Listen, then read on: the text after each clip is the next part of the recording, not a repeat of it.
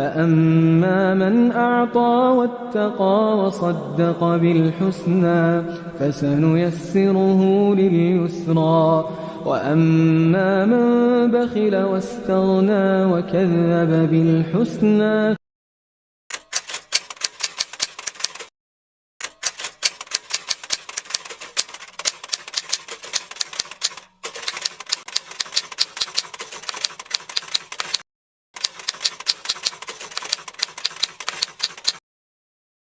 Waalaikumsalam warahmatullahi wabarakatuh.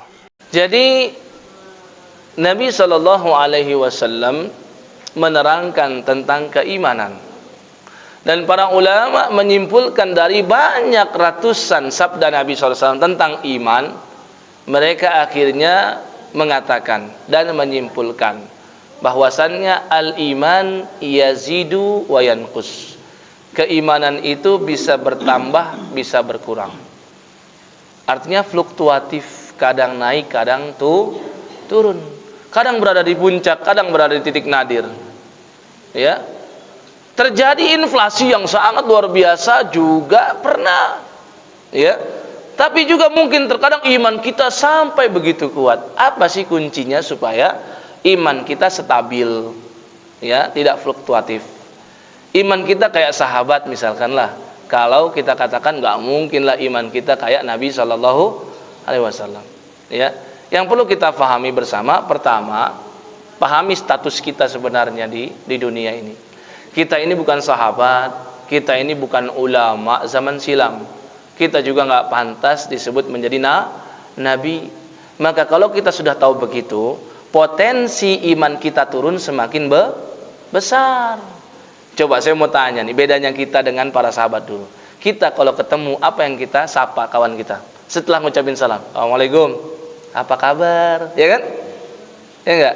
Gimana, sehat? Betul? Ya? Gimana omsetnya? Gimana bisnisnya sekarang? Oh, sekarang keterima di mana? Apa yang kita tanyakan selalu masalah dunia. Lihat para sahabat dulu, kalau bertanya kepada sahabat yang lain, yang ditanyakan tuh tentang keimanan. Beda nggak?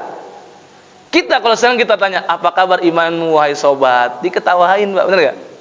Ya nggak? Diketawain kita. Ya, kayak gimana gitu ya kayaknya gitu kan gitu. Beda kan kita sama mereka. Ya, kita harus pahami dulu derajat kita dengan mereka itu sangat jauh memang.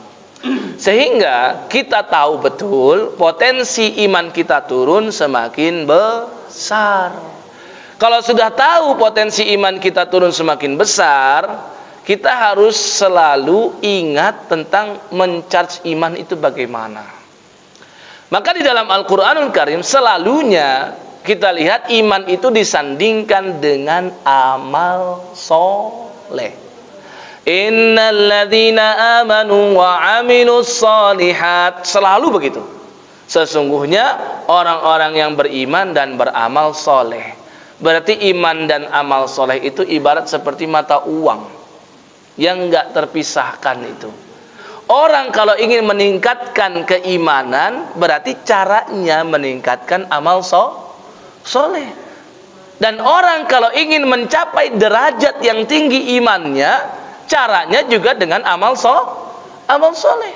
Dan orang kalau ingin lebih giat beramal soleh, caranya tingkatkan gitu terus, Pak. Selalu begitu.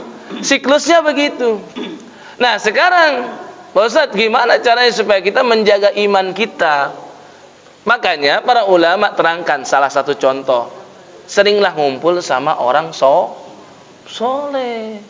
Namanya saja orang soleh, berarti kerjaan sehari-harinya beramal soleh. Kenapa? Ya tadi, iman itu selalu berkaitan erat dengan amal soleh. Kalau ingin kita imannya tinggi terus, ya nggak usah gaul-gaul terlalu intens dengan orang-orang yang suka maksiat.